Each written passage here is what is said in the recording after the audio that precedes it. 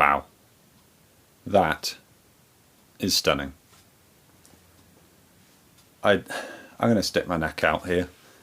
I think there's very few PCP air rifles as good looking as the original Air Arms S400 in its beach stock. Look at that. Look at that gun. That is a thing of beauty. Without a doubt, that is a thing of beauty. This one, okay. On the screen, yeah, she probably looks pretty beautiful. This was a budget gun.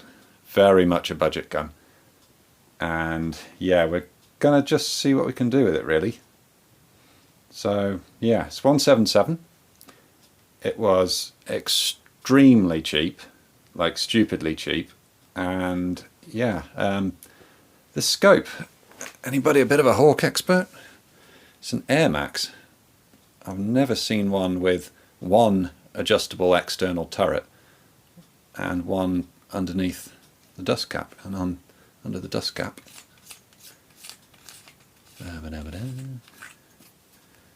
That's the type of click adjuster we've got. Oh, they're nice clicks though. Yeah, that's nice, very nice. I can only assume that this was a target gun. Probably field target, although there's no bipod stud or sling stud, no holes where one's been. So that doesn't kind of back that up, but anyway. Why else would you have your elevation turret as external and your windage as covered?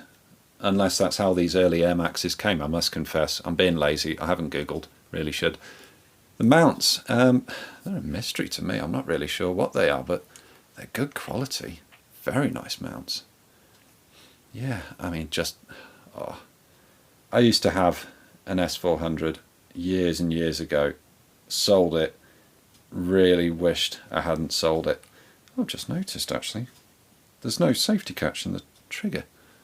Really is an early one, isn't it? Jeez, look at that. Now... one thing that the previous owner of this gun has done, and she's totally empty. Ooh, always good to try and... There we go. It is quite a stiff bolt on the S400. My old one was exactly the same, but anyway, by the by. What they have done, we know this gun's empty, we can fire it off indoors, there's no reason to worry. They've adjusted the trigger wrong. They've done the classic adjustment where they lighten it, and suddenly it goes off. No second stage whatsoever. So that's on the jobs list, sort that out.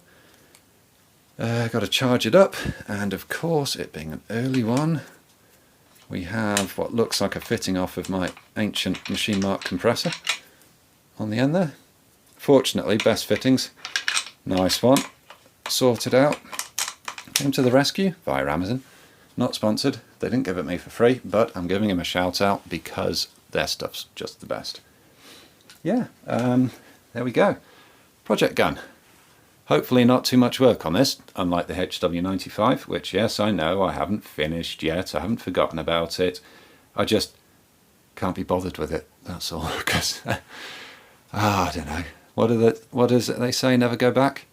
That was a real case of that. Never buy a cheap air gun thinking it's going to be like the brand new one that you had when you were a lot younger, because it's not going to be the same as your brand new one. It's going to be a nail. Probably made the same mistake with this, but fortunately this really was cheap, and so far I'm happy. So far I haven't seen anything glaringly obviously wrong with it, but well, let's hope that continues. So step one is this little introduction video. Step two, charge it up, adjust the trigger, check it over, make sure I'm happy, get it out the stock, give it some rust treating underneath if it needs anything like that, and just some preventative measures. What step are we up to? My memory's not too good. Anyway, whatever the next step was, I'll flash up a little number there on the screen along with some witty comment, no doubt. Take it on the range, do some pellet testing. But yeah, just thought I'd introduce it to you all, see what you thought. And this single shot 177, let's face it, bit of a hunter field target trophy. Hunter field target trophy? Hunter field target, idiot. Oh, I'm so obsessed with H&N, it's untrue. I wish they sponsored me, but anyway. Bit of a darling in that. So, the project that we introduced video before, turning this into a HFT gun, do a little comparison. Who knows which one's going to be better? Well, we know which one's going to be better because, let's face it, the S400 is going to have way more shot count. But let's see how close I can get the budget PCP to an S400.